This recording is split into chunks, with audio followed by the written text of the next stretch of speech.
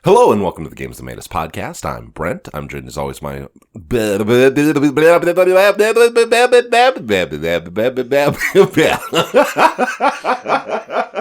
swing and a miss. Good. This is good. It means progress.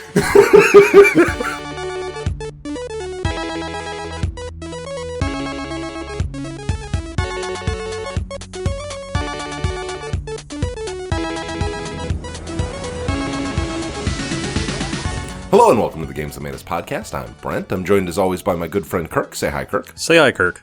And as always, we're joined by our good friend Benny. Say hi, Benny. Hi, everybody. Yeah. Yeah. God damn it. Shit. Ass motherfucker. I apologize, all of our fan. We've had stronger starts. We've had worse. I've had worse. So okay, to all of our fan, I'm a little not drunk yet, but punch drunk, just because I was up till very late, with a medical emergency with our neighbor. So I'm kind of floaty and weirder than normal. So if that affects the podcast, you can ask for your money back, but we're giving it to you for free, so fuck you. Yeah, I don't know. I don't have anything smart to say here. Oh, your excuse is better than mine. I mean, I just got whiskey drunk and then I'm just slow this morning. Like, that's nothing crazy. Just Kirk had a little too much whiskey and that's it.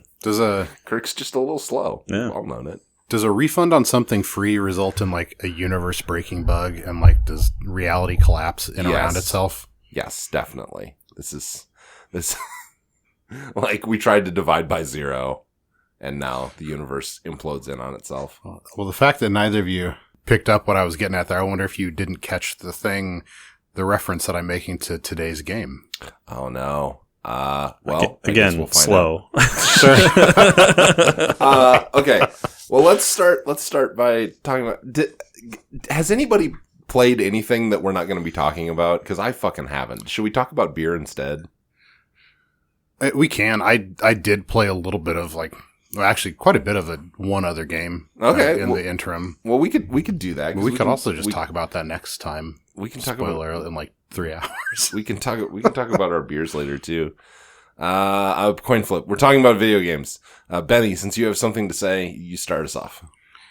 Fair enough. So I picked up. I don't think I talked about this the last time because I don't think I had played it much since before the last time we recorded.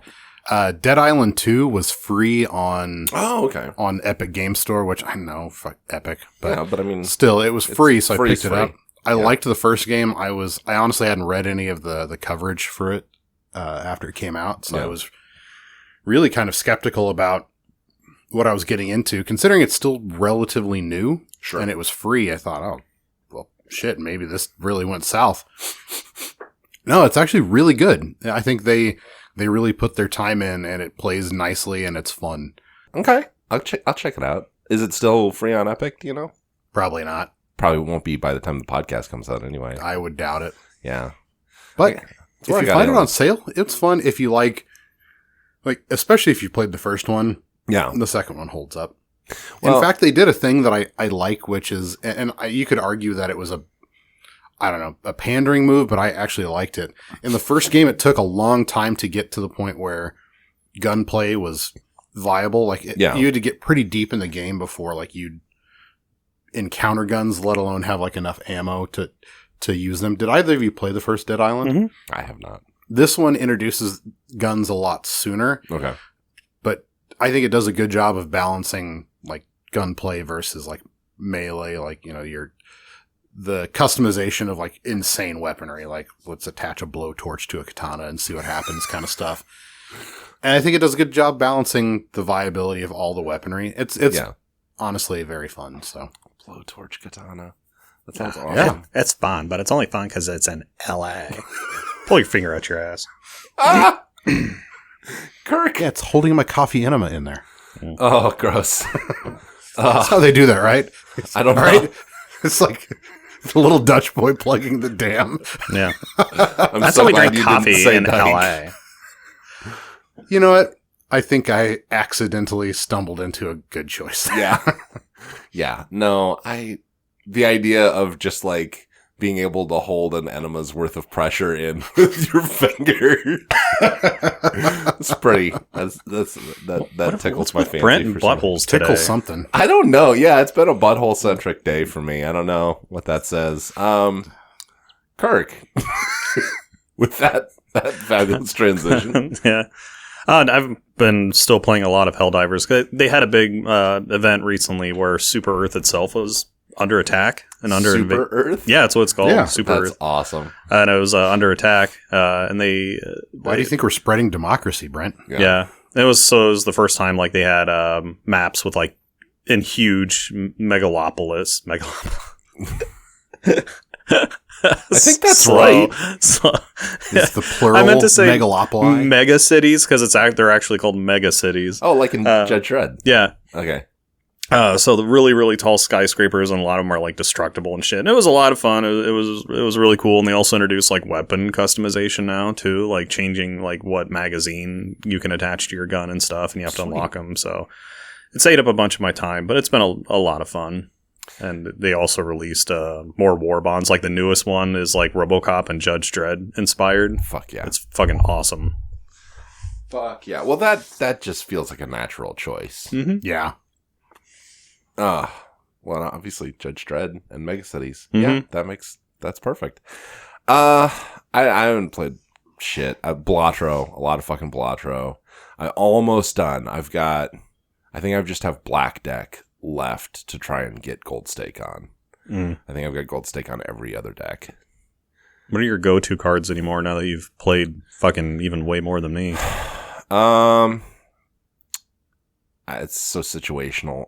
Like, what are your favorites? Like, if you see it, it doesn't matter what stake it is. Like, oh, I gotta have that. I always get, if I can, Photograph and Hanging Chad because they're so powerful together. Because you can ×2 your molt on your first face card 3 times. And so if you're starting out with like a, 8 or a 16 molt, and it's like, bump, like that really does it in a hurry. I've just, because I've been playing so much Gold Stake lately, I've been finding myself having to use weirder strategies to win. Like, Spare Trousers has become one of my best friends. The +2 every time you play 2 pair. And I just finished playing, I think it's the Ghost deck, where you start out with the Hex card. And so, because you wind up just out of necessity having to use that on whatever your first good Joker is that comes along just to clear space, I've had some weird fucking strategies. I won a Gold Stake run not too long ago where Spaceman was my best Joker. He went fucking crazy. I think I was at like level 80 in flushes by the end. And I was like, fucking what? It never does that. But then I got the oops all 6s and added that to it. So then Spaceman was like really running, and that was pretty cool. But that almost counted as like a Jokerless run because I won because of my levels in Jupiter. I didn't win because of the Jokers. Gotcha. If that makes sense. Like I wasn't adding anything to my score with the Jokers. It was just money and levels in Jupiter. I always liked, maybe you don't remember the name of this Joker, but it's like the more you do, like, let's say you play 2 pair, it permanently increases the molt every time you play that. Yeah, so that's... Every time. I can't remember what the name of that is. Oh, so or if you do like Constellation, the one where it's like, regardless of what hand type you play. Yeah, I like that card, and then the other Joker where it just copies the Joker right next to it. Yeah, so you can get fucking crazy when you have those two together. I love it. Yeah. I like Blatro, and I will definitely get back into it at some point. So they consider it a like it's listed as a roguelike, right? Or a roguelite. No, it's a roguelike, right? Yeah, it is. I love that the proliferation of that genre so much because like it's a game that whatever it is, whichever game it is, and Blatro is exceptionally like this. The game will tell you to go fuck yourself. Yes. And is completely intractable and yet you have every means at your disposal to succeed pretty much any given time, depending on how observant and a little bit of luck. But I love the aesthetic of that. I got to get back into it. Yeah. Well, and I love, for me as somebody who's interested in game design but is not a game designer, playing roguelikes is really interesting because it sort of peels back the curtain of the RNG and like how powerful that is behind the scenes. Because like in other games, you maybe it's obfuscated a little bit, like it's there, but it's not as obvious like how it's working. With this, it's like, oh fuck yeah, every time I go into a shop, I can see it. It's right there. But no, I love that game. I've played. It's rapidly running up to being my like second most played game in my Steam library, which it'll never beat Football Manager 2012 ever. Nothing ever will. Like if I just played one other game for the rest of my life, it won't beat Football Manager 2012. But that's a different story for a different time. That's my second monitor game. Is the problem with that? So. Speaking of video games, you like that as a transition? Yeah, there you go. Smooth. So smooth. Smooth as that Baiju. Yeah. Oh, fuck. Smooth as those worn out buttholes that Brent keeps talking and thinking about. Wait, would they be smoother or less smooth? I don't know. He also do we need to litigate this? I think we do. Okay, so I would. He's also used like stretched and gaping and dripping and all these other identifiers, and I'm just like, shut up, Brent. It's been an adjective-rich morning. I feel like probably smoother, right? Because like they're fairly puckered to start. Just like imagining, like I don't know. Does this result in sanding smooth of the Jesus Christ? What are you, a cat? You know, fucking sandpaper cock. I thought you were going to say tongue, and I was like, I'm not. I don't think so. Okay, I'm not certain. I haven't validated this. Okay, fair. Doctors will never. At least you're study not this. a duck. That's all I'll say. Oh, not you have a duck penis stuck in your head, and that shit's hard to get out because of this corkscrew shape. Does a duck boner drag weeds? Yes, all the time. I think I just lost Benny as a friend. I think I just lost some of my sapience and humanity. Yeah. Well, I could make a joke about how if you lose your sapience, do you become Homo erectus? God damn it. No, I become a small sentient fish species. Yes! Let's talk about small sentient fish species. That was a transition. There's a transition. So, Benny, you brought us a game. Would you like to introduce said game? I will do that. Today we're going to be talking about, and I always put the in front of this, but it doesn't have the in front of the title. Right. We are talking about Outer Wilds, the space exploration game from 2019. Yeah. Also known as Kerbal Space Program Link's Awakening. Dude, that is... I fucking hate how accurate that is really, really good. You asshole. Developed by Mobius Digital and published by everyone's favorite Annapurna Interactive. Mm-hmm. One of their last like major projects other than Stray. Yeah. Before they went belly up. Which I feel like Stray was like kind of showing... like them showing their muscle a little bit, because that got treated almost like a AAA release when it came out. It did, and it is a very good game. Yeah. But we are talking about this little indie title that nevertheless managed to reach kind of like, in my opinion, it's kind of like a single A, like a indie studio. Yeah. In terms of construction, but ultimately kind of got the treatment of like a double A kind of game, like in intermediate kind of. Well known and very well built. I think it plays extraordinarily well. So I was just kind of looking it up earlier. I did not realize that it was originally started in development in 2012. So it's actually been around for a long time. Yeah, Jesus. It was It was a master's thesis from Alex Beecham, the writer and creator, and that makes sense because you can actually look. I think it was crowdfunded at a certain point. You can look back and find footage of like alpha versions of this game, and they're totally different. They had some wildly different stylistic and functional ideas about how the game was going to function way back when. But when we get to 2019 and the version that we can all play now, it is this highly stylized, toyetic almost. Like, it's very like, and it absolutely, and the Link's Awakening reference is perfect. In fact, I think I mentioned this game back when we talked about it because it's got the same like cutely sad or like sadly kind of cute. It's very bittersweet tones. Yes, and it asks weirdly, it asks some of the same like moral questions of the player. It's probably top 5 games for me. That's one of the reasons why I brought it and why we're talking about it, because it hit hard and it really stuck with me.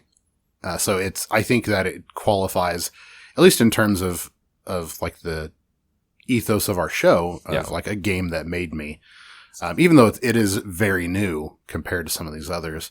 We've always played fast and loose with that. Like, that's true. I mean, being too rigid about that would be no fun, considering we really peppered the intro of this episode with butthole jokes. It would be really unfortunate if we were like, no, we have to be 2 decades older. Nothing. Go fuck yourself. But that has been a question we brought up a couple of times. Yes. So like, and then originally we had kind of a time limit or time frame we said, but then I think anymore it's like, okay, did it actually make you or not? Like, is this something you're going to be thinking about for many, many years? And I think absolutely, I think this game is that, Yeah, sorry, Kirk. No, because I think that we maybe should be sorry. I am always sorry. Fucking dick. I showed up today and I was sorry. I grew up Catholic. I'm always fucking sad about something. Like, I assume everything's my fault. God damn it! Again, I hate how accurate that statement was. God. Fucking shut up. Stop being insightful. You're supposed to just make butthole jokes. Yeah, I know. I was raised Protestant. I was also raised to think that everything was your fault.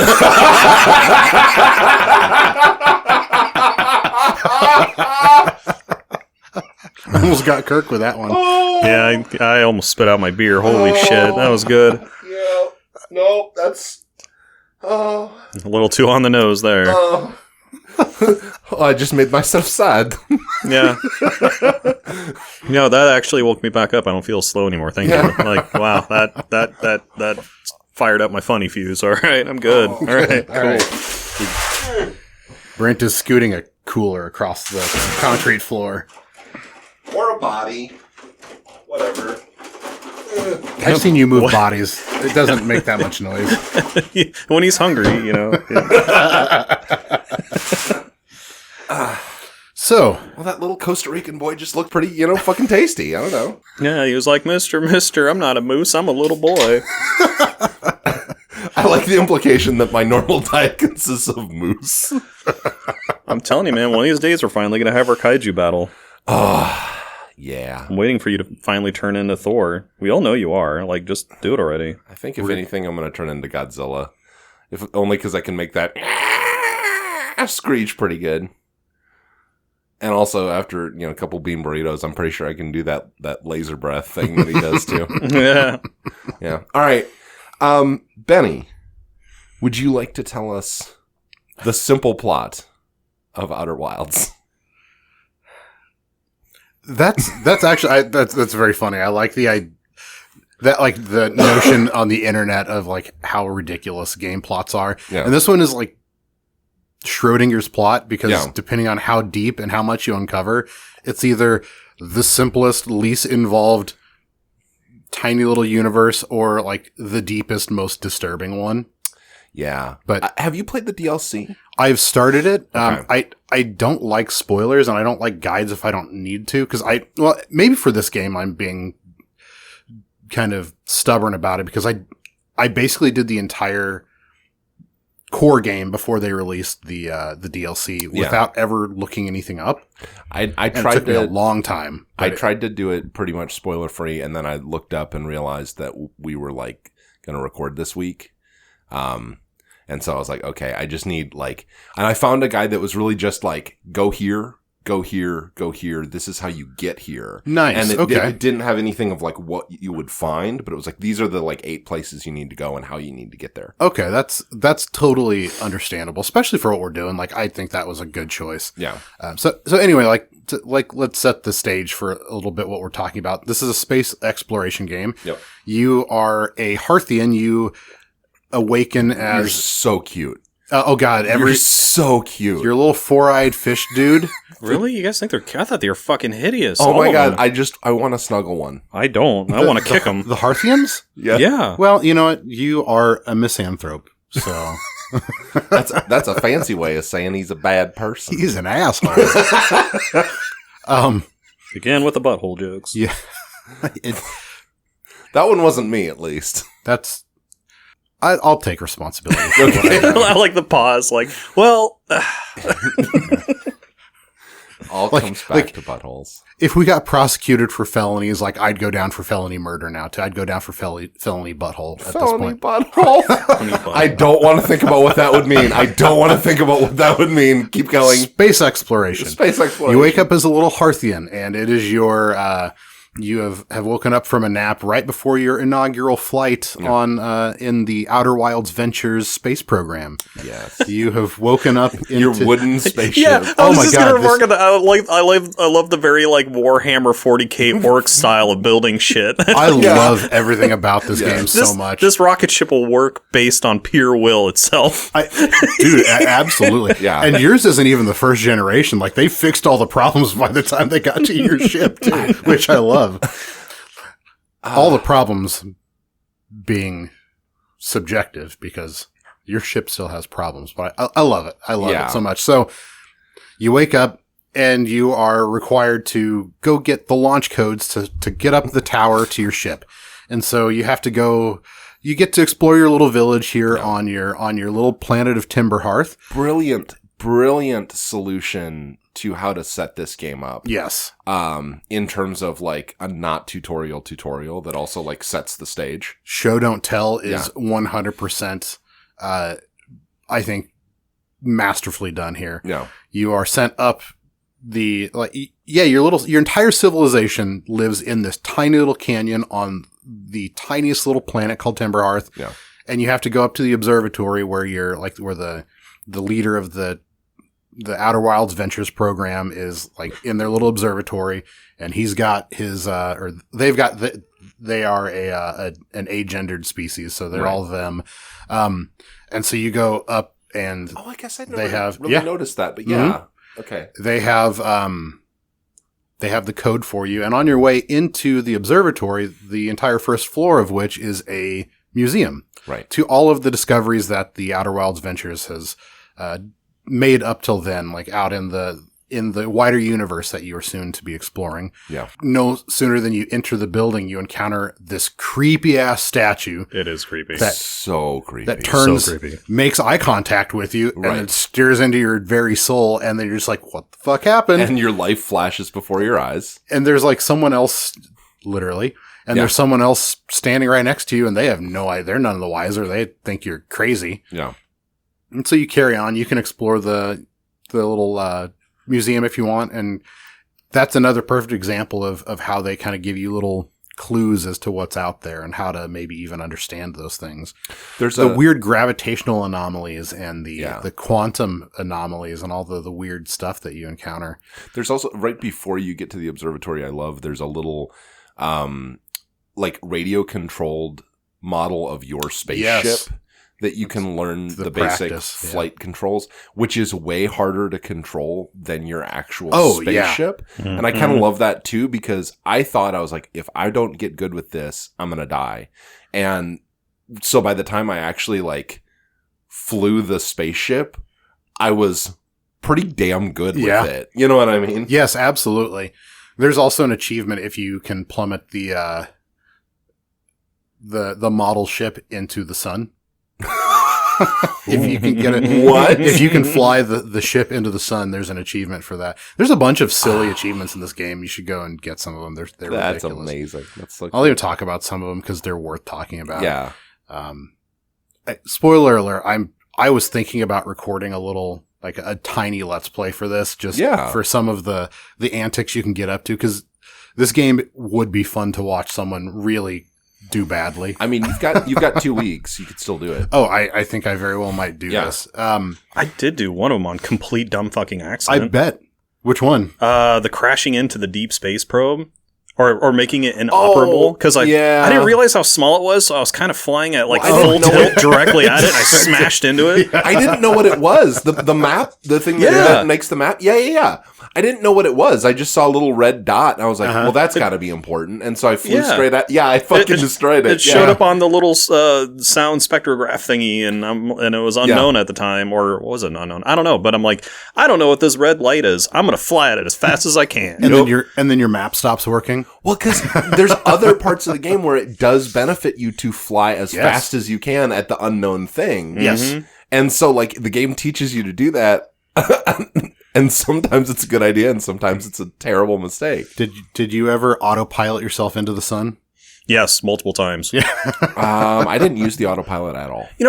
Because there's an achievement for autopiloting yourself into the sun, too. Nice. The autopilot's so useful. No, I never it can be used frustrating, though. It can. I did everything on manual controls the whole game. Okay. God, I wish I was cool. I think... I've played a lot of Kerbal Space Program. Fair. Kerbal Space Program is great. Now, a lot of times I'd have a drink, so I'd turn on autopilot or something, or a coffee or whatever nearby, and I'd use it as an opportunity to, eat my sandwich or whatever I have nearby. 30 seconds. And then I'd look up and I'm like, fuck, I went right into the sun. Overshot it. Yeah. It's a very primitive autopilot. Yeah. It just calculates point A to point B, and it doesn't care what's in between. As expected from a ship made out of fucking wood. Yes. Yeah. It's kind of a real, Rick and Morty, Rick's ship kind of vibe, where it's made out of trash cans and It's shit. got all the oxygen you need inside. There's a tree. Yeah. I love that. Yeah. Dude, this game, it's so goddamn charming. It is. But so anyway, let me cover the basic loop, because the most important thing about this game is the loop itself. It's Groundhog's Day. Yeah. It is. You get your launch codes.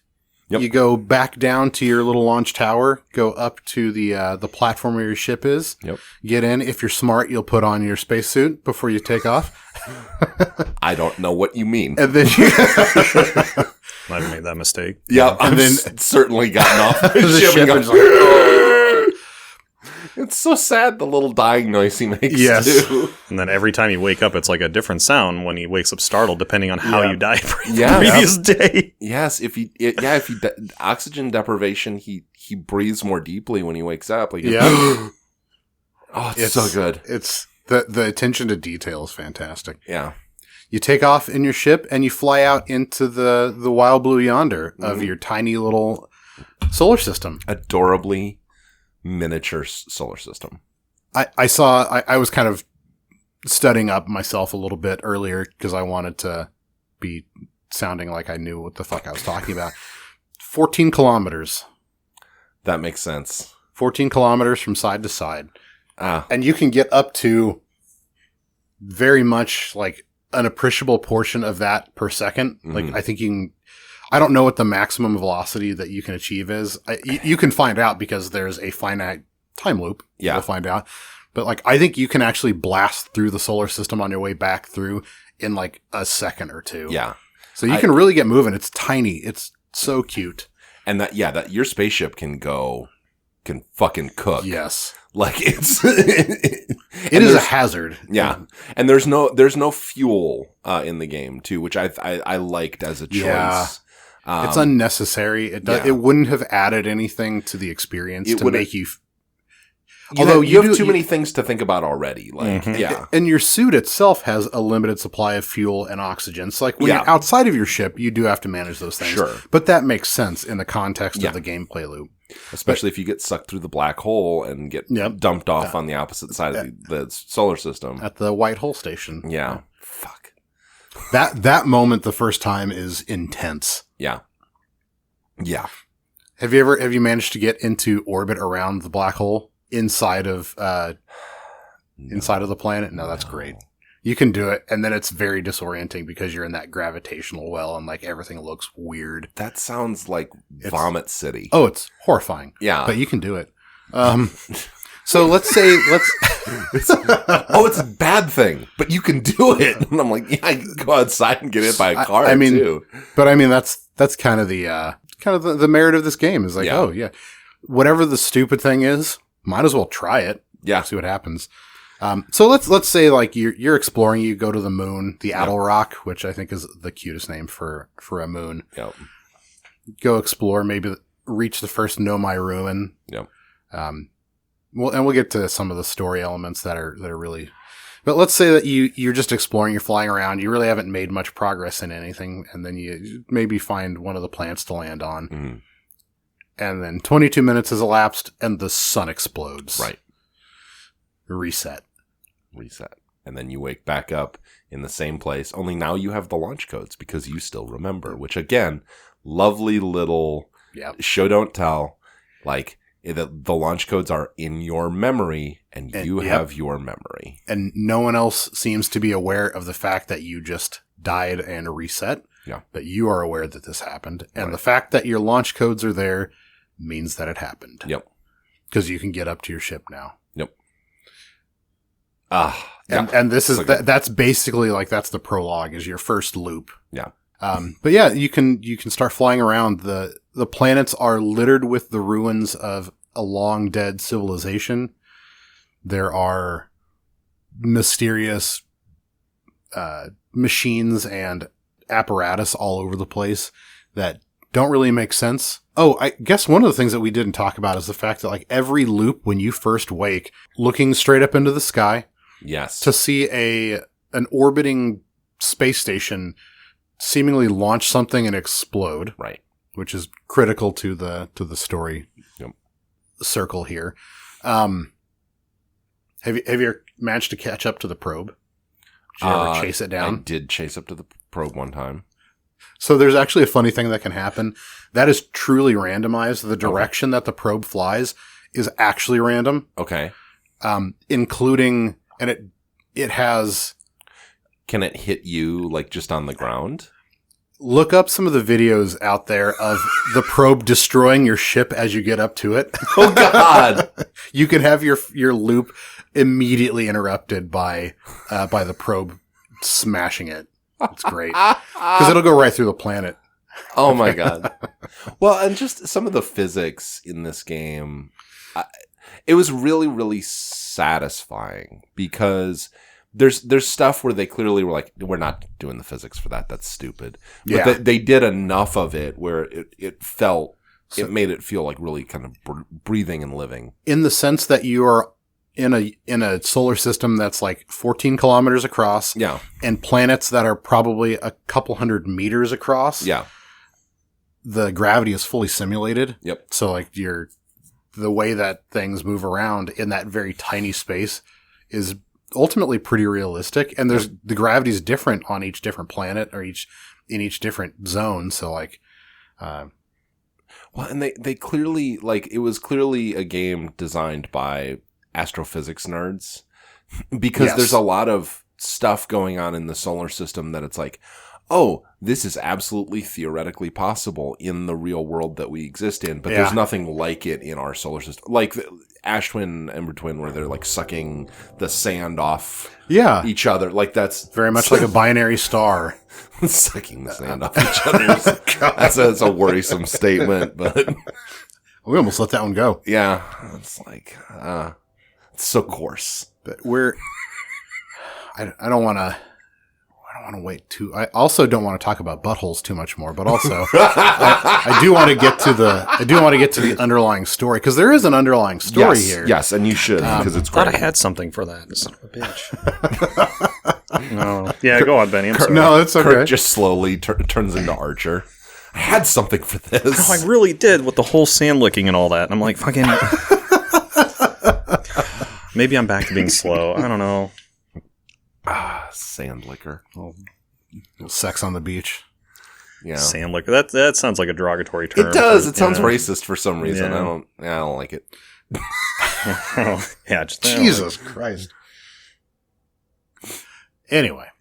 The plot of Outer Wilds. One of the things that you do on that first cycle, in addition, or you don't have to, but you ought to, is get your translator or figure out how to use the translator. Yep. You'll find these adorable little curly Q writings all over the solar system, left behind by like I said, the long dead civilization called the Nomai. Right. They look like nothing, but when you use your translator on them, you can expand them out to fully written record of what the civilization experienced and what they did and what they went through. Well, it kind of looks like the writing from Arrival. Like they're the big like semicircles. Yeah. Yeah. It's almost like, not really, but like there's like a crop circle-y nature to it a little bit. Yeah. A lot of their architecture is circular. Yep. And I like the fact that the kids' writing is more scribbly and scrawly yes. than the grown-up I love it. Nomai writing, which is nice and clean. And I'm trying to think of how to cover this, and I think just like a basic overview of what happened, because there's not a correct order to uncover it in anyway. You can do any given part of this in any given loop without having any prior knowledge. You can accidentally stumble into knowledge of any of these mechanics, including beating the game on the first loop if you want to. And it's all doable right out of the box. And this is the other game that this really reminded me of was Animal Well, which I don't know if you guys have played yet, but you should. You mentioned it, I think. Yeah. It's on sale right now. It's really good. And it's kind of like an anti-Metroidvania in the sense that it's like it's laid out like a Metroidvania, but you have pretty much all the tools you need to solve it when you start. Like you can acquire new abilities that are useful, but the thing that gates you out of winning the game is knowledge. And that's really exactly the same here. Yeah, with Outer Wilds, it's like you could absolutely, like Benny's saying, like you could get the launch codes, run to your ship, and beat the game immediately. You'd have to be kind of lucky, but it's absolutely possible. Yeah. So in a general overview of what has happened, you've woken, and I'm going to mess some of this up because some of it's a little convoluted. Yeah. Even though I kind of went back for a study of it earlier, I think I'm going to mess a little bit up. But you start uncovering the story of the Nomai, a species who were pursuing something called the Eye of the Universe. Right. It was a mysterious signal that they discovered from across the universe. This is an extremely advanced civilization. They have the ability to warp pretty much anywhere in the known universe. They have large advanced ships and advanced technology. The ability to basically, like, even though they effectively crash land in this solar system, the ability to immediately colonize and set up a fully self-sufficient civilization in the Outer Wilds universe. And so across, in their own civilization, they've uncovered this signal of this thing they're calling the Eye of the Universe.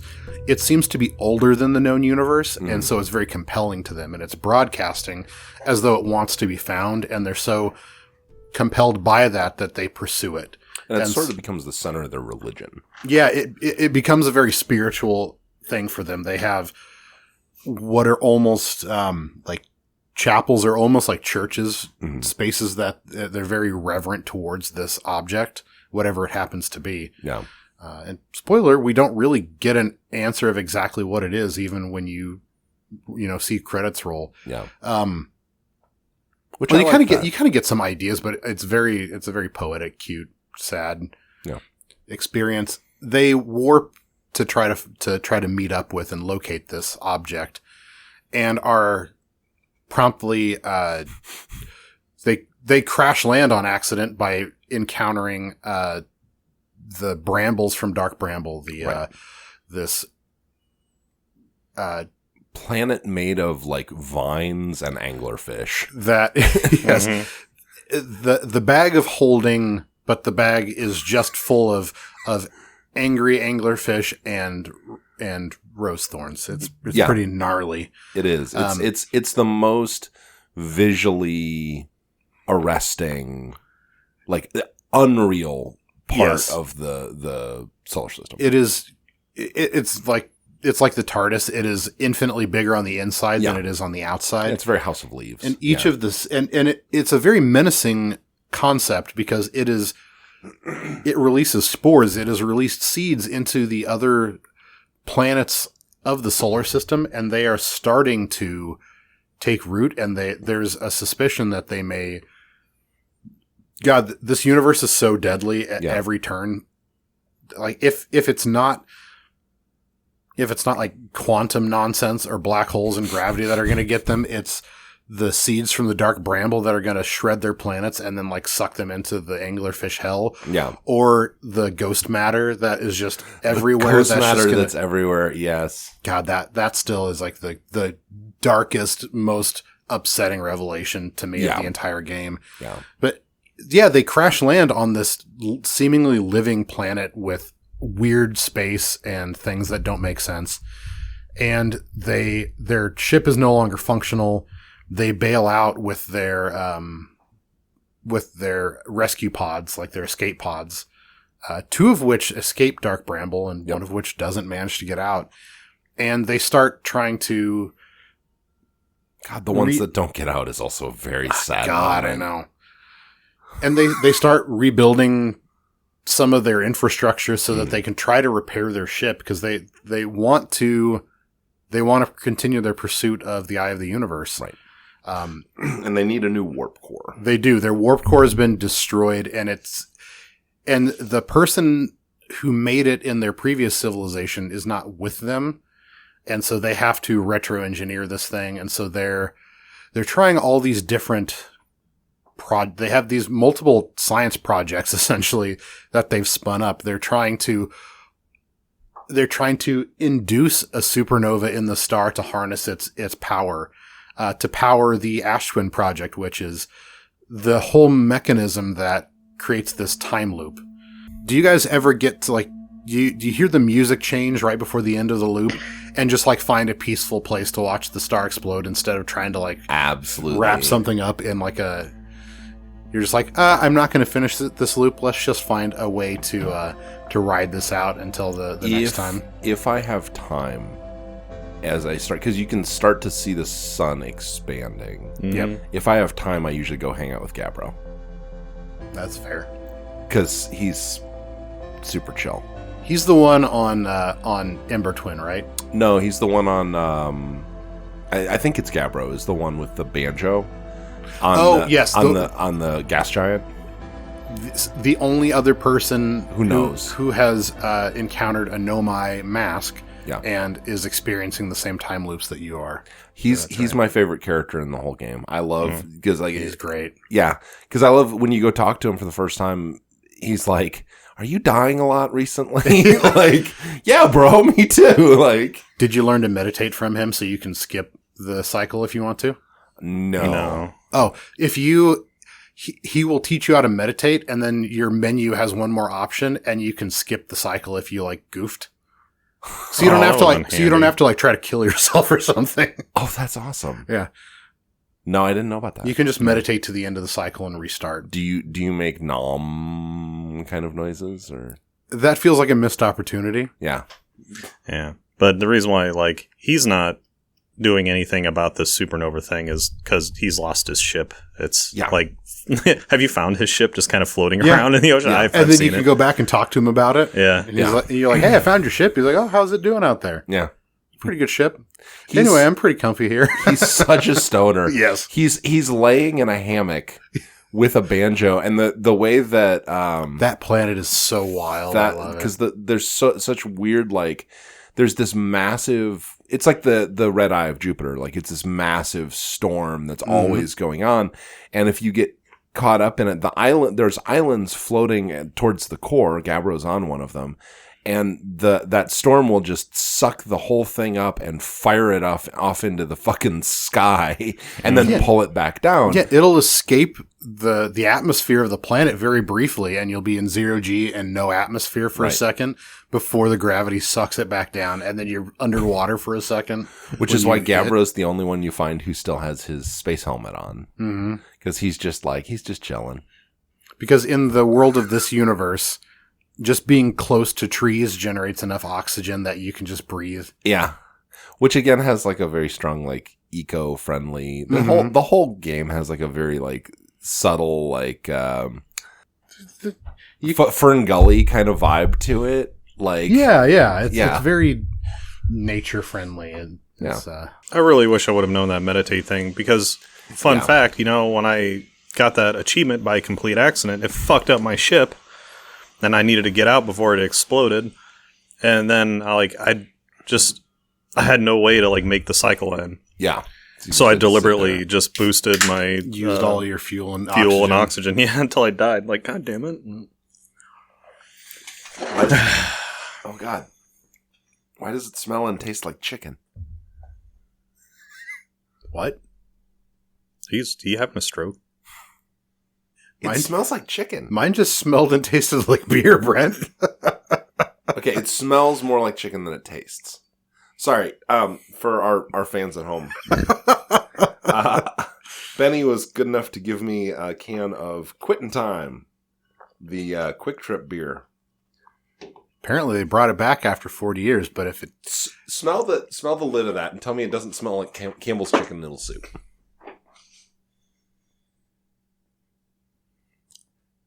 These cans are defective. He hates these cans. There's a distinctive sense to the top of that can. It's like LaCroix chicken noodle. It's one of these things where like it's physically like. The can gets up to my nose and mouth area, and then my hand just goes down. Like, I can't, I'm like, no, don't put that in your body. The beer itself is fine. The can smells like it fell out of a chicken's asshole, and I'm not a fan. God, man, consistent at least.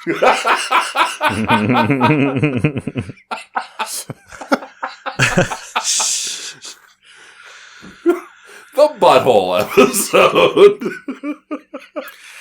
Oh man, we're not even drunk yet. Yeah. I'm working on it though. So let's see if I can. Man, can I wrangle this back in or not? You got this. You got this. I believe in you. Anybody. All right.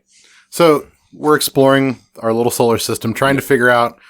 At this point, like, I think you have to be like self-motivated to understand, like, to want to know what happened, and then to also want to kind of complete the Nomai's quest to track down the Eye of the Universe and understand it, because it quickly becomes apparent that it's a thing and it's out there and you can find it. This was the part of the game that if I hadn't been doing it for the podcast, I would have stopped, because I had a, long stretch here where I didn't find anything of note.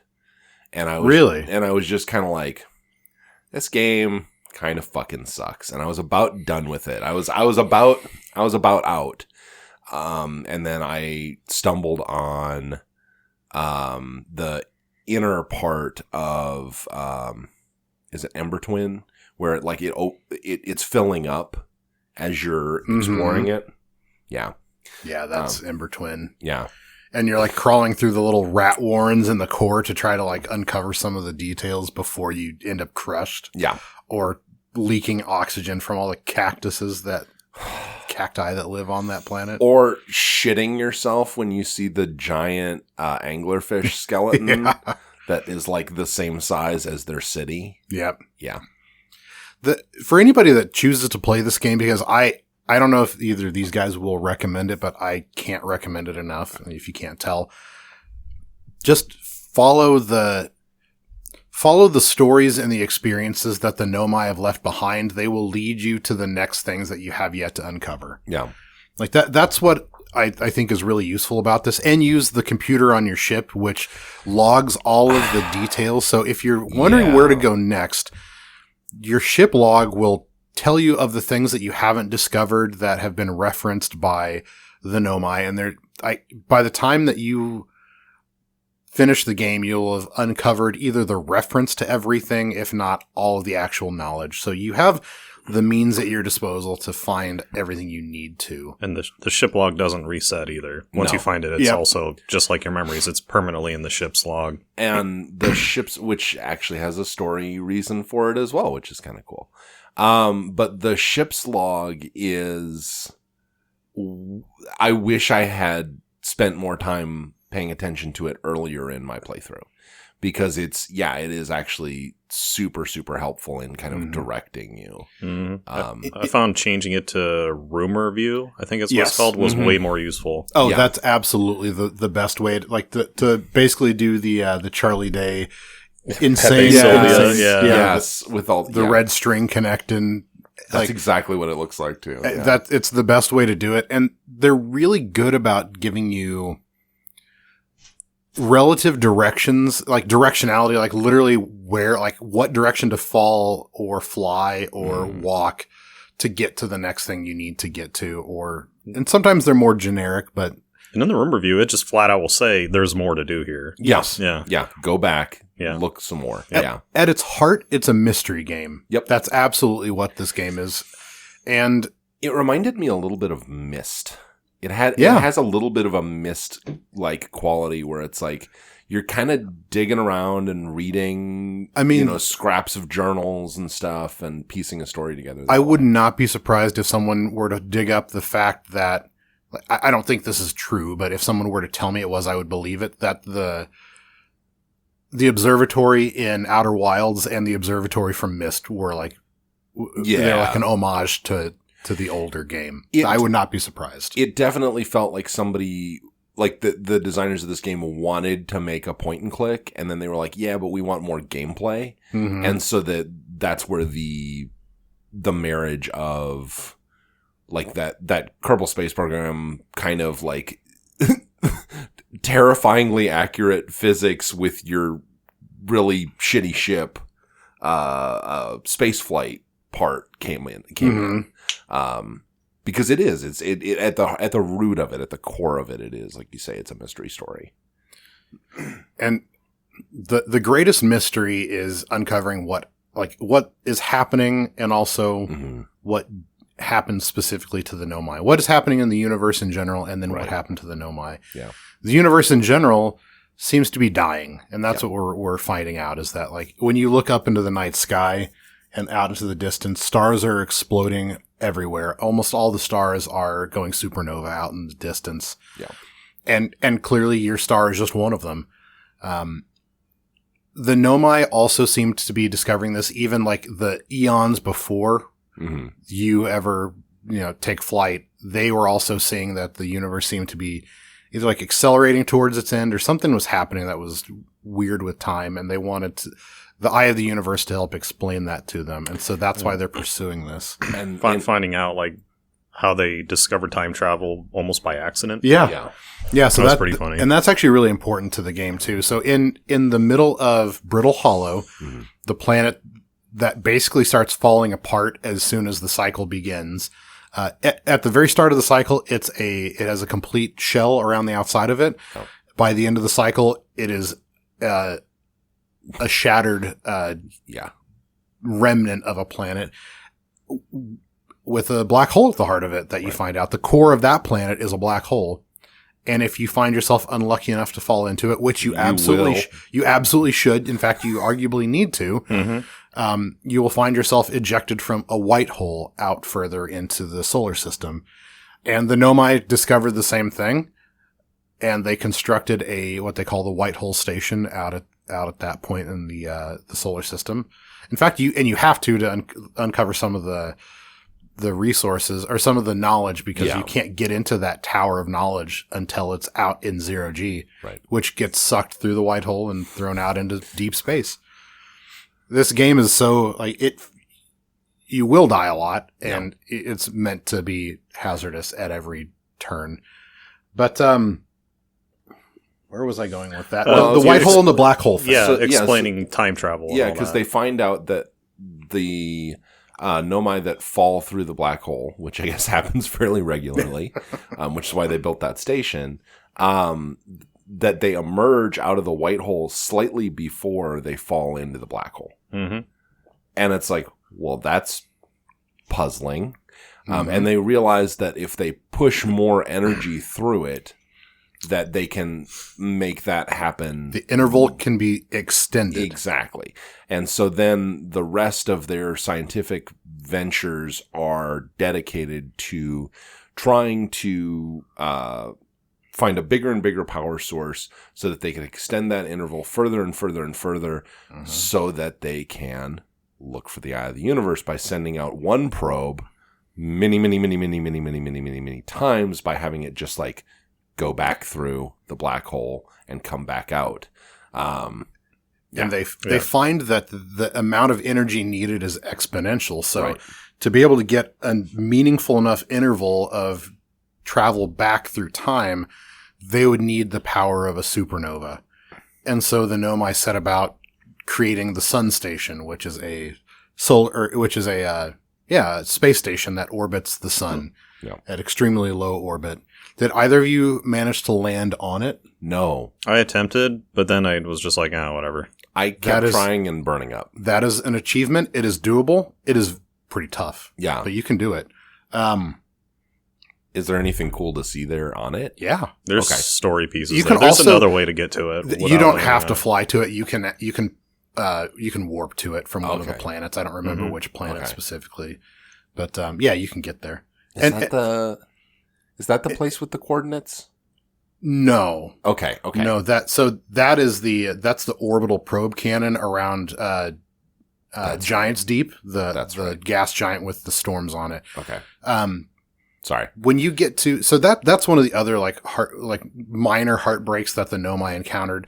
They thought, okay, we need this amount of energy. What if we build something to cause the star to go supernova? Right. They've basically weighed the cost benefit analysis of it and found that they thought that destroying their solar system was worth it to get the answer that they sought. So they built this space station. Although they were fighting about it, and I love that. They were very because they were like, some of them were like, you're fucking crazy. Right. But some of them thought that the only way to get enough energy to harness was to cause the sun to go supernova, gather that energy, and then enclose some of their technology in the heart of Ash Twin, Right. in a protective shell that just happens to be what Timberhearth is made of. Right. This whole, when you uncover this organically, it kind of starts fitting into place like a jigsaw puzzle, and you're like, oh, but I know we're kind of explaining it in a way that's like a hodgepodge mess of story elements. Yeah. But they created this series of machines that were meant to help them rebuild a warp core and locate the eye of the universe, Right. and allow them to complete their mission. That was the heart of what was happening here. Well, that's the part that really got me. Like, at first, I was kind of in Brent's shoes where I'm like, this game kind of is dumb. But then when I found out that whole piece about the time travel, Yeah. and then noticing, because every time you wake up, like you you talked about at the beginning of the episode, the probe will fire off in a random direction, and finding out why it's doing that, Yeah. and then how many times it has done that previously. I'm like, Hundreds of thousands of cycles have gone by. and you're just caught in that same kind of weird loop. Right. And the Nomai basically had it all set up to try and blow up the sun.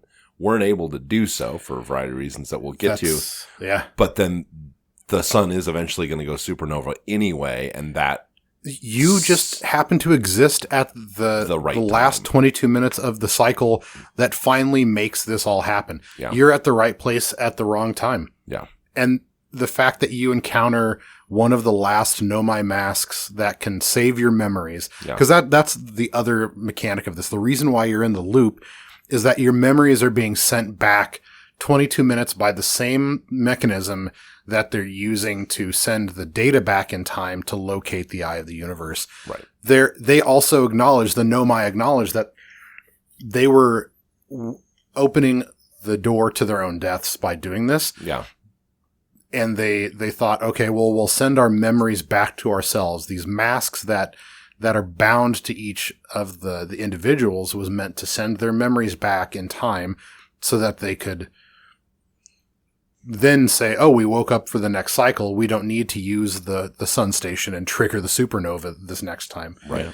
And we can send a probe in a different direction this time. Yeah. Yeah, because clearly we didn't find any information worth a shit last time. So Right. So we're in this weird place where, like, then what happened? Like, why did this not, other than the fact that the sun station didn't work that time, they weren't giving up. They figured they needed to find a different way to make it happen. They had built what they called a black hole forge. They'd built a mechanism at the heart of Brittle Hollow to build themselves a new warp core. They were technologically advanced. They had all the means at their disposal to solve this problem. And so that's kind of the nearer mystery of what the Nomai were doing and like what their motivation was and what they actually accomplished. The fact that the sun station failed, but that they had not given up. And that ultimately their technology was very advanced. They were building their new warp core. Right. They had all the means at their disposal to probably make this work and to figure it out. And so trying to figure out what happened, like why did ultimately not only their projects fail, but like they just all perished and seemingly suddenly. So we have to talk about the interloper. Yeah. So God, the creepiest part of this game. God, it's so good though. Yeah. So that was one of the first things I chased, by the way. Yeah. Nice. I love it. It was one of the first things I landed on. I didn't think to go on the dark side of it. So I didn't find anything. I was just like, okay, yeah, it's a big spooky comet. I guess keep going. Yeah. I love it so much. It was funny because I saw it on the map. I'm like, well, that's an ominous thing to call an object. Oh, I'm going to go here because it sounds like it's probably going to kill me. Sorry, from a gameplay perspective, one thing that you haven't mentioned yet that is really important is the your like signal locator. Yes. You talked about the translator, but like one of the ways that you like find your way around in Outer Wilds is by you have this like basically like Star Trek Yeah, I think there were a couple things I definitely wanted to talk about in terms of gameplay because other than like piloting, there's the signal, like the locator, but then there's also like the probe and like the flashlight mechanic and like, so you have a probe that you can shoot out and you have a signal locator and there's you have a suite of sensors basically that you can employ to answer questions about what's going on. And there's a really strong like music component to this game, because one of the things that's happening is as you're wandering around the solar system, you're meeting all these other Outer Wilds Ventures astronauts. Your predecessors. Yeah. And they're all playing an instrument. And within the first 5 minutes of me playing this game, and apparently it's a very weird achievement, I'd managed to be in a space where my like locator beacon lined up perfectly and I heard all of them at once. And I was like, oh, that's beautiful music, which is you're really only intended to hear at the end of the game. But I was like, that's really cool. And, or if you decide to fly far enough out to be able to catch the entire solar system at once. Yeah. But yeah, you find out that they're all playing in time with each other on their own separate astral bodies without knowing about it. And it's kind of so cool. It's this neat little poetic moment that you can uncover, and it's especially cool when you've actually located them, because then your locator beacon actually identifies their signals, and so you can see that it's Gabbro and Nice and all of the different and they're all different rock names. I noticed that. I love the old guy on Adel Rock too. He was one of my favorites in the rocking chair. But yeah, sorry. No, it's okay. So if you, at some point you are going to find the comet that is flying into and around the sun. It's called the Interloper. And on its early approach into the solar system, it's just an icy rock. Mm-hmm. If you manage to land on the back side of it, the dark side of the comet, facing away from the star, you may find an ancient Nomai shuttle where they chose to land. They also seemed interested in it. Yeah. And if you wait at the front of the comet as it approaches the star, it starts melting and opening up some entrances into the inner spaces of the comet. And that becomes really hazardous, really fast, and really uncomfortable. And it's a good way to, they do a really great job of preparing you to use your probe and the camera. Yeah. Because more than anywhere else in the solar system, the interloper is absolutely coated with what's called ghost matter. Right. This is an invisible matter that, if you come into contact with, will quickly kill you. And the only way to observe it is with your camera. Your camera will image it as this like aurora borealis looking kind of material. And interestingly enough, the comet is absolutely full of the stuff. Yeah. Luckily, the ghost matter never really moves. So once once you've seen it once and know where it's at, it's easier to avoid. Yep. Because you just retrace your steps from last time. Like, because there's that under that city that fills with sand. There's a lot of ghost matter there, and one of the ways I was able to navigate it quickly was just kind of memorizing where the stuff was at after I saw it the first time. So Interloper wasn't much different. Just memorizing. There's a shortcut into the city, and if you can remember how to jump past it, it saves you a ton of time. Yep. Yeah. Although if you just stand anywhere near it, it will expand out towards you. Does it? Yeah. Does it really? If you I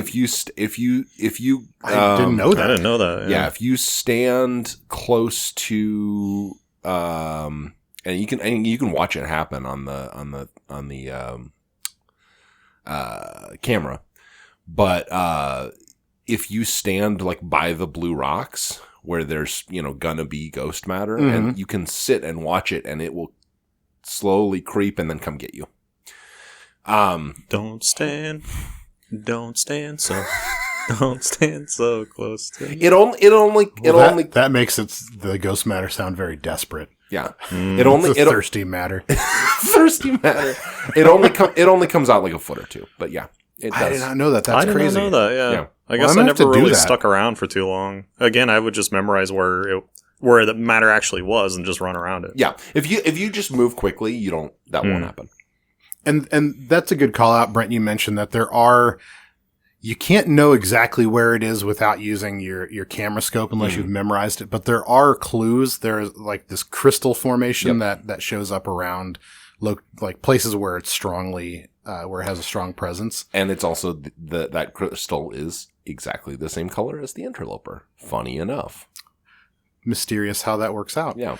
And so when you get if you manage to get to the very core of the interloper, if you've avoided all the ghost matter and exploited the gravity and everything. Yeah. Oh, and it's icy. Yeah. So it's like there's low friction. So like you have to be. Everybody loves an ice world. Yep. Yep.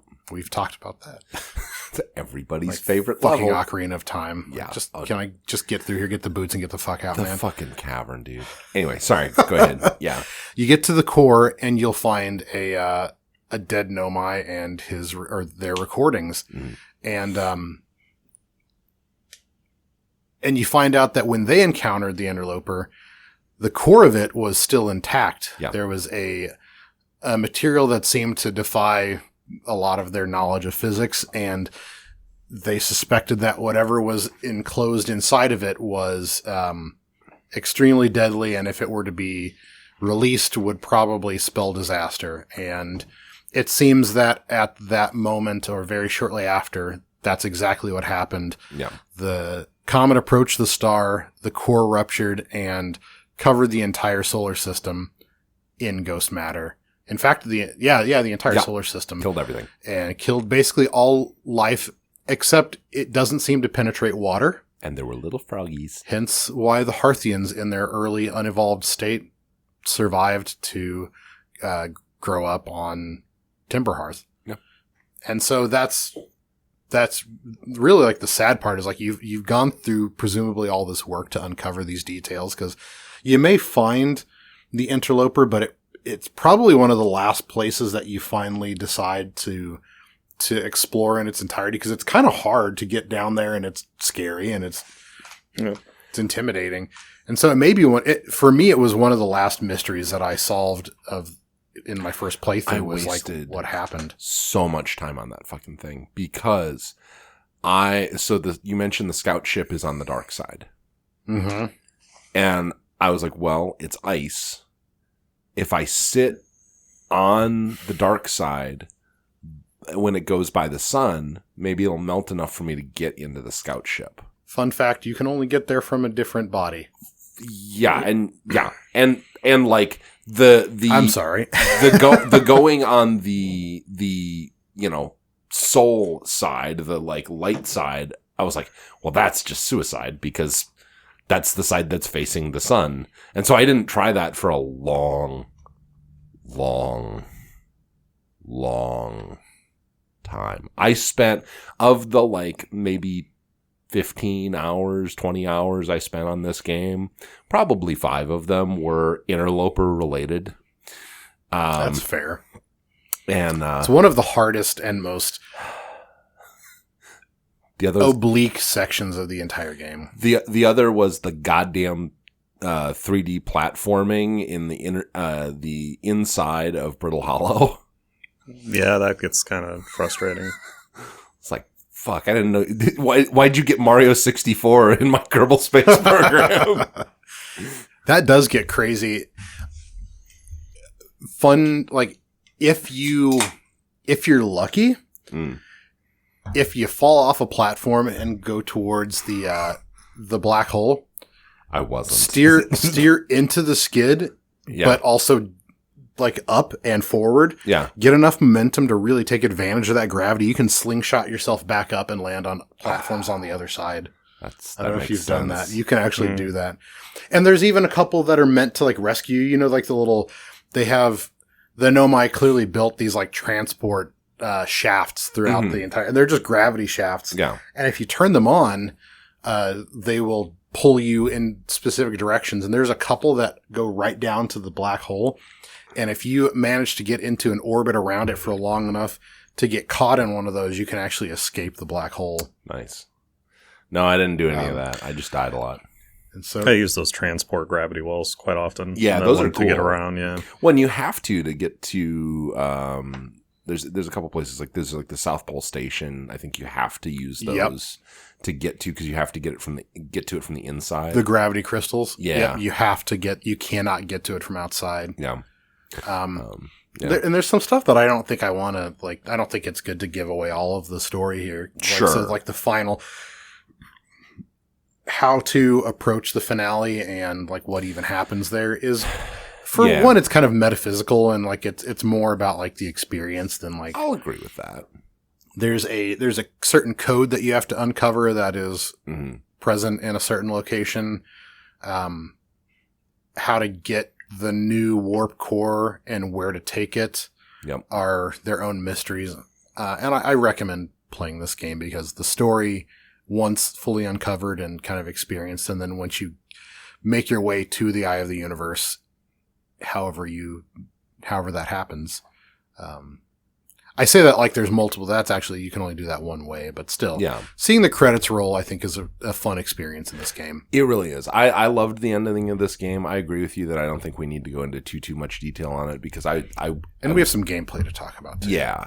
But I do think it's a game that's worth experiencing, and I think this is one of the few where I'm like, it's a recent enough game, and it's a small enough game that I'm like, I don't know that we need to give away what happens at the end, but it is really sweet, and it's one of my. And it's usually really cheap too, for what it's worth. Because since it isn't like a very big game. No, I mean, you're not going to throw $60 or $80 or whatever. It's usually like what, 15, 20 bucks. I think 15 is full price. And the current version, I think you can buy with the DLC, Echoes of the Eye, which I have not yet finished. I've probably gotten halfway into it. That one's hard. I don't.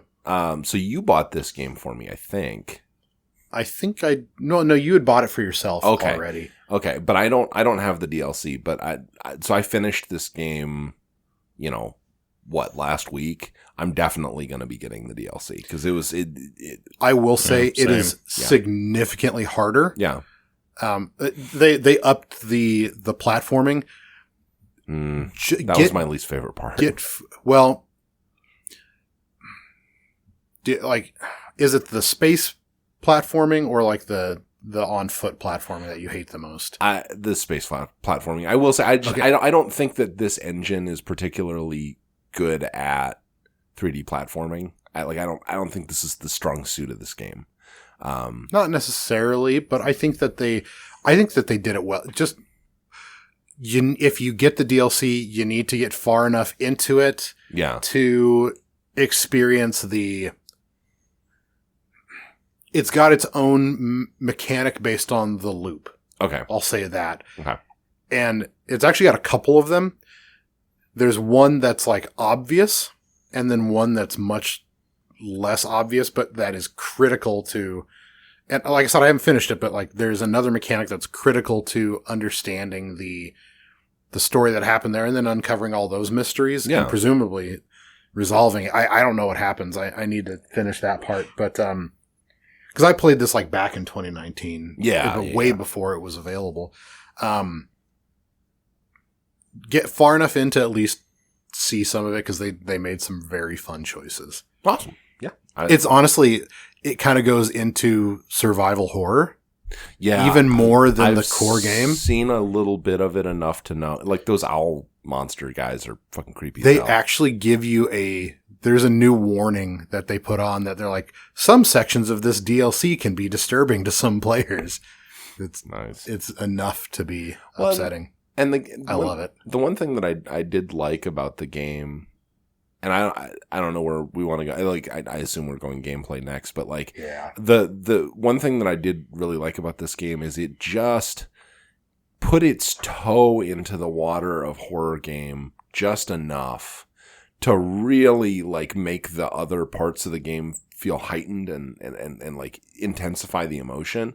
Yes. The music is fantastic throughout, and I know we're going to get to that as well, but like, just there's so many moments in the game that just like build so much tension, and then when you succeed and when you get to like go to the next thing and you get to hear that like really like the happy banjo music again, like it's such a like huge relief, like it's like a visceral thing.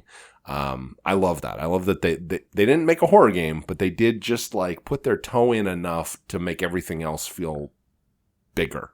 Fucking anglerfish. I know. Those fucking anglerfish are the worst, dude. Oh, so when I got on Discord, quick little blurb on that, when I was just like, is the anglerfish fucking with me? Like, what? Because to get to one of your friends, you have to get past this anglerfish that, you find out they're very sensitive to sound. Yes. And that's how they track you. So when you're flying your ship around this TARDIS, inside this TARDIS, you can't like use your thrusters very hard.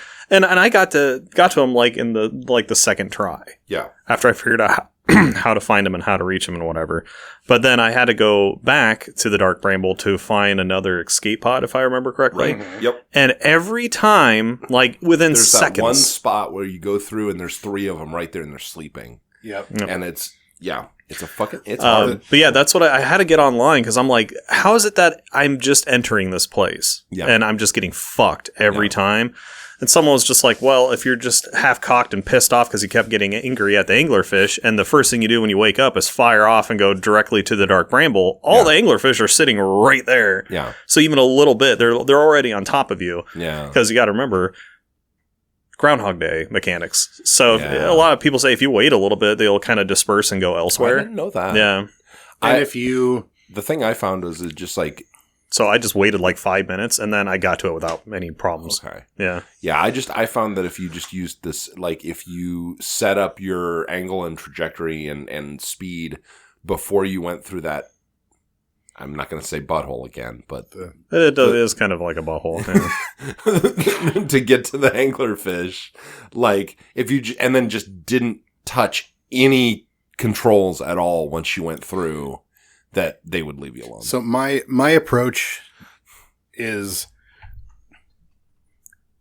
regardless of what your next step is inside of Dark Bramble. And there are ways of pathfinding inside of there to find where you need to go.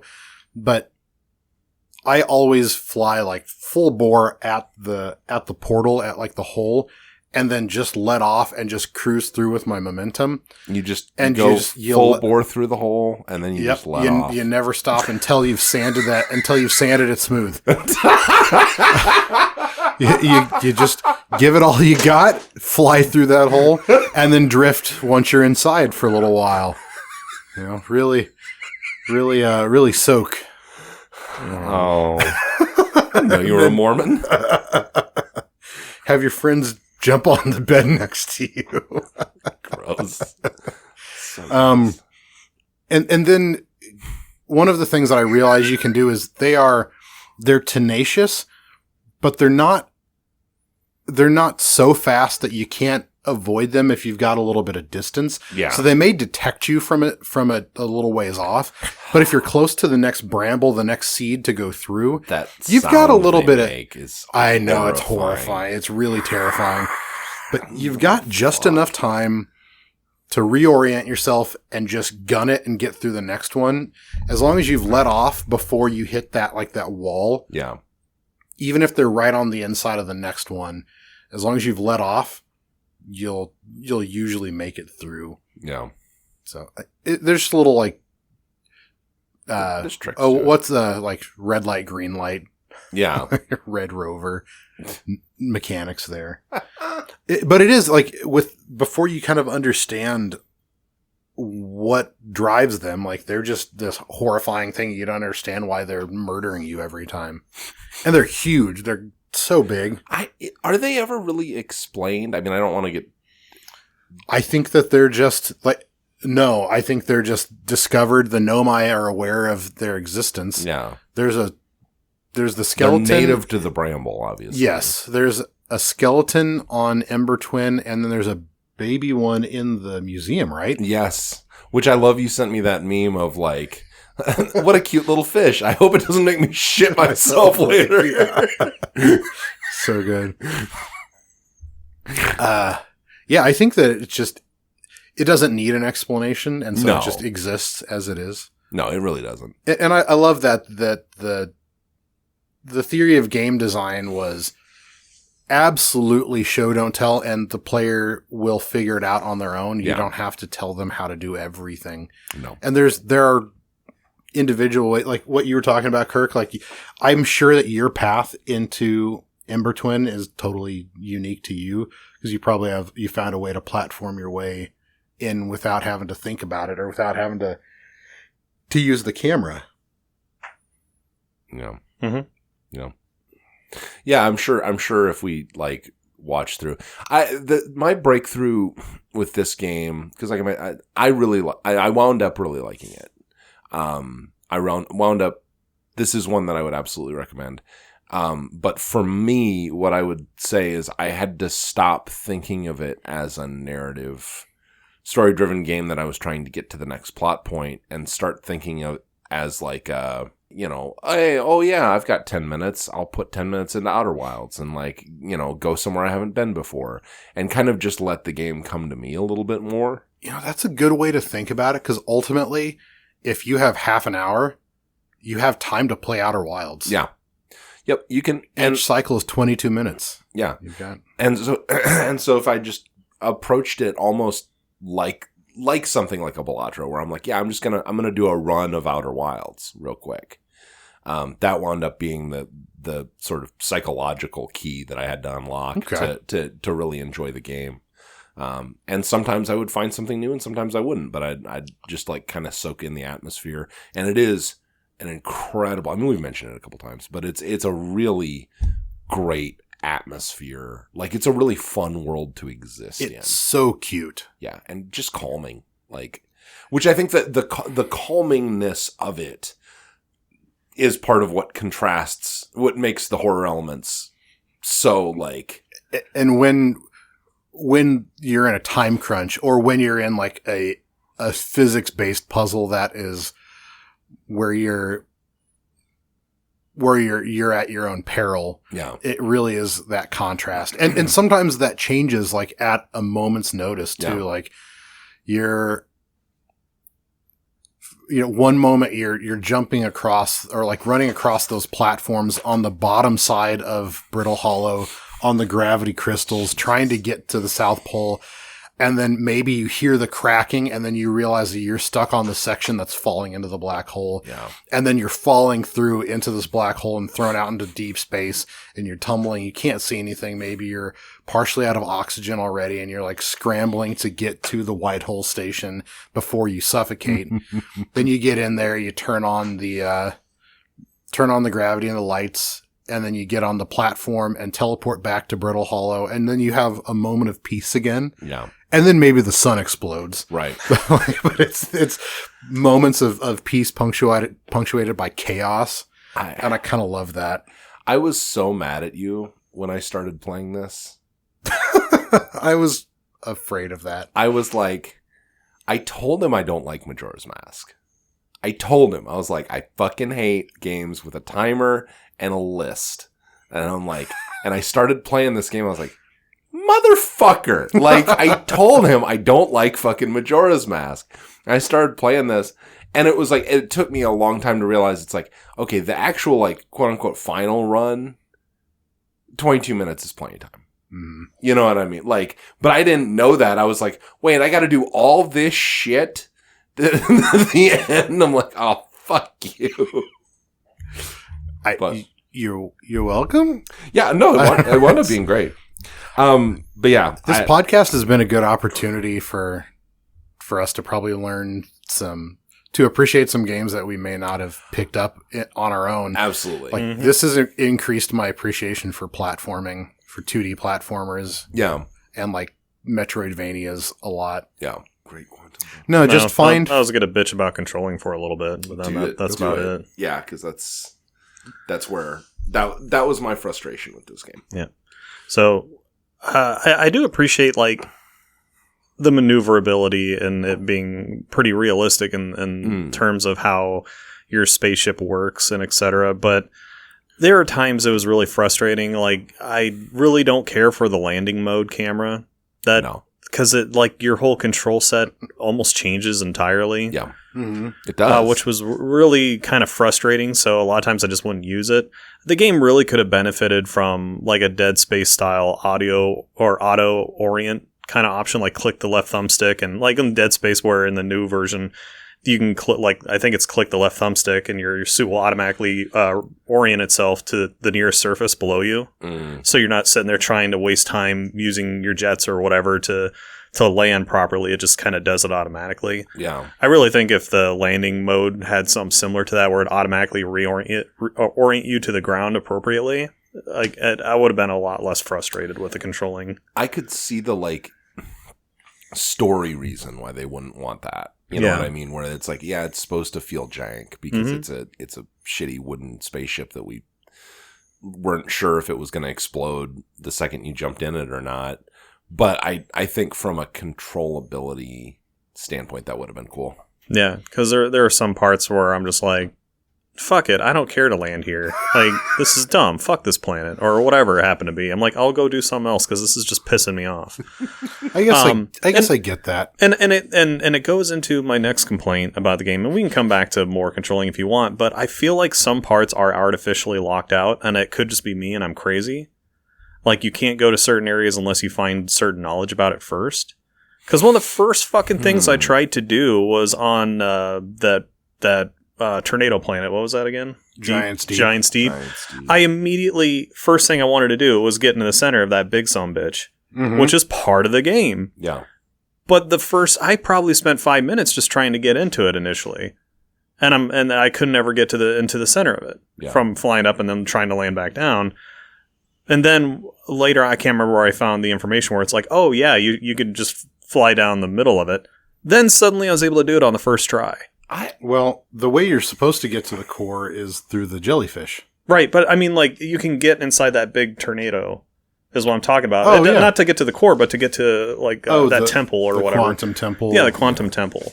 But I had tried so many times initially to get in that. I'm like, oh, it's a tornado. It has a hollow center. I want to get inside of it. And it's got to be fun. Yeah. And I couldn't initially. And maybe it was just me, but I know I tried multiple times. And then the moment I found the information where the Nomai are just like, oh, there's this temple or whatever in the middle of this giant tornado and this and that, then suddenly I was able to get into it. Huh. I suspect that may have just been you, because I think you can get there anytime. But the same fucking thing happened when I tried to get into the core of the planet with the jellyfish. Where I didn't know yet. I just, when I got into the first time, I saw the jellyfish dipping down into like that inner core area. I'm like, oh, well, I'm going to get caught like a tiny little fishy and its little tendrils and then try to use that to my advantage to get inside the core. I will say that's one of the most jank parts of the entire game in my experience. That one's very unreliable. Sometimes the hitboxing is not good and you'll get like electrocuted by the shell around the core as you go down through inside of the jellyfish. And then once I found that one guy inside the bramble, and then you figure out like how he's been able to survive, because that's where you're supposed to find out like, oh, well, these jellyfish are protected by blah, blah, blah. And that's how they can survive where they're at and this and that. Then suddenly, once I found that information, I tried to get into the core again because I'm like, oh, obviously the game wants me to go here. Then suddenly I was able, like first or second try, to get into the jellyfish tendrils and get into the core of the planet. Again, it could be me, but that was very frustrating to me. It's like I felt like I was artificially locked out. I think it has to be you, and I don't mean that to be like shitty. I think that you probably just hit the statistical anomaly of some sort of a weird hitboxing issue where it didn't work, because I don't know about the jellyfish thing, but I'm almost positive that you can do that anytime. But I do know for like the Giant's Deep thing, I actually think the last gameplay that I did, or the last circuit I did, Giant's Deep was one of the first places I ended up, and I ended up just, you never know where you're going to land, right? Because you can't see through the atmosphere. Yeah. And I think I accidentally landed, I crashed into the tower, the quantum tower there. The Tower of Quantum Knowledge is what they call it. Yeah. Fun trial in there, by the way. I enjoyed the hell out of it. Oh yeah, that one's cool.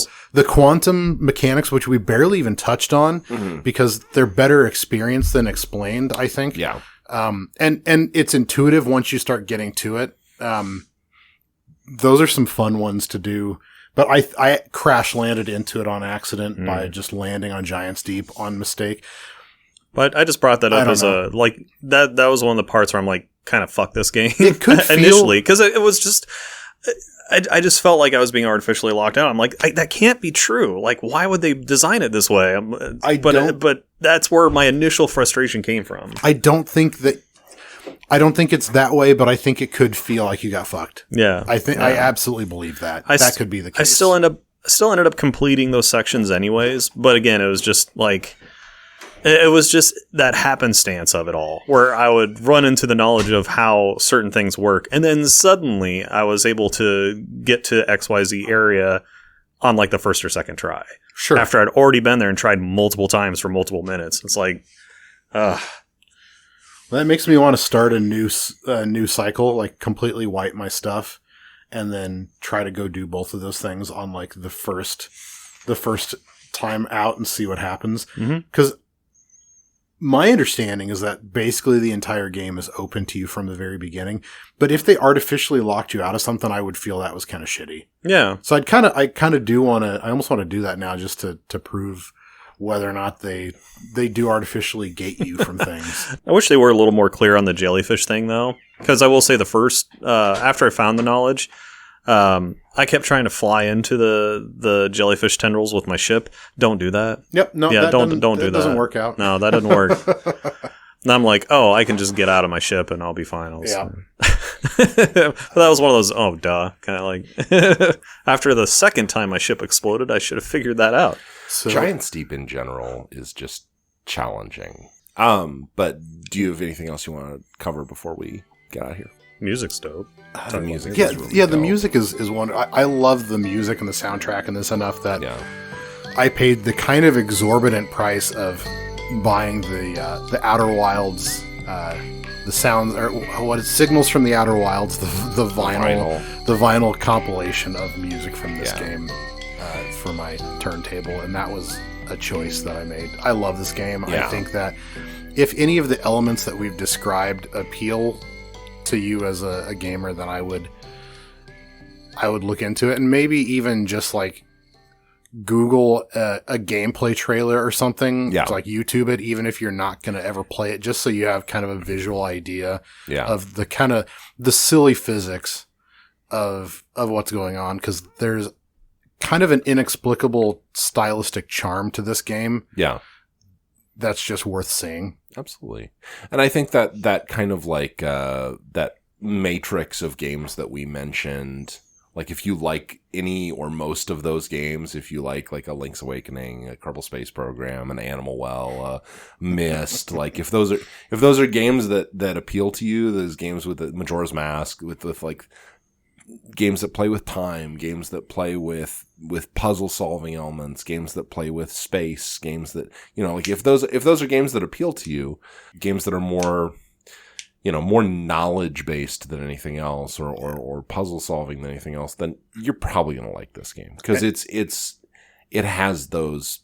It is a very, very charming, fun little puzzle game. And do note that this is I was reading a little bit about it, that this game was meant to be the opposite of character-centric, whereas like the universe exists in its entirety. The game universe exists around you, whether you participate in it or not. Yeah. Completely. Yep. Which is great, but it also means that you have to be intrinsically motivated to uncover things and to find your way through it. You are in no way on a rail. There is nothing that will tell you where you have to go, or there's not an order that you have to do things in, arguably until the final loop. Yeah.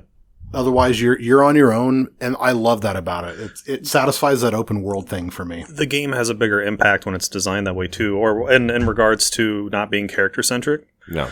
Because in this game, it's obviously the universe, or more specifically the solar system and the sun. Those are the most important pieces. So if you take away the being more character-centric, it really drives home the importance of the world around you.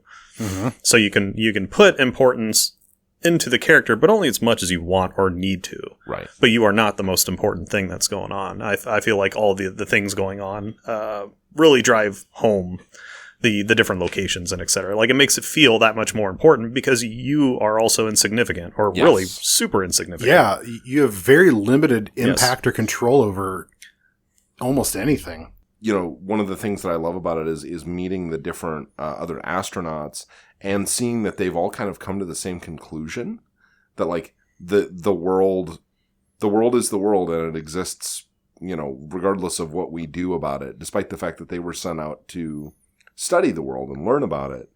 And so it's really interesting how they all kind of have their own, how do I want to put it? Their own like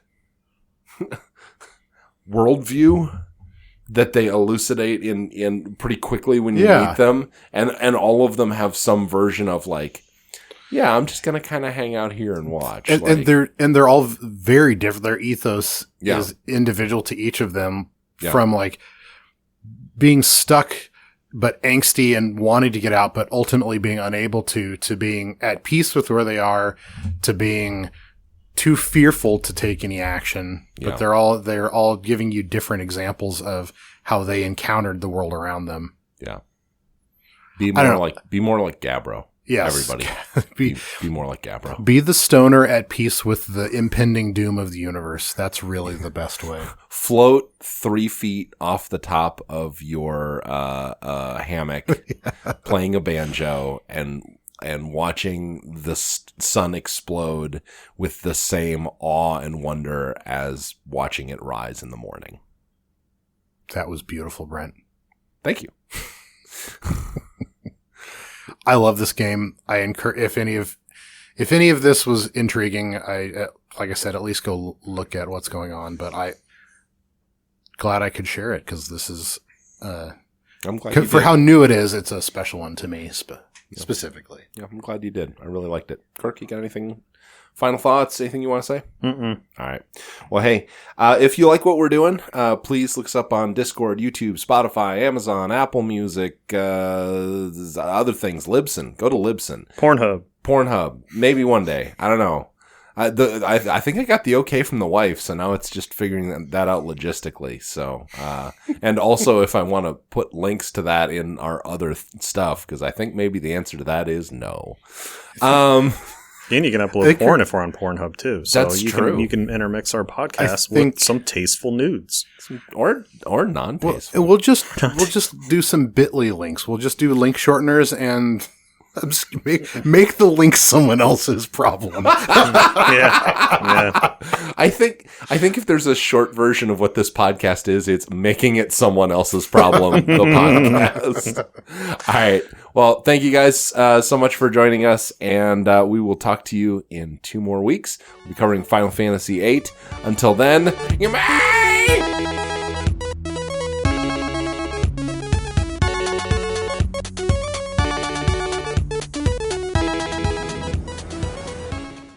Do you want to go get your tacos? Yes, please. Go get your tacos. Get your tacos, bro.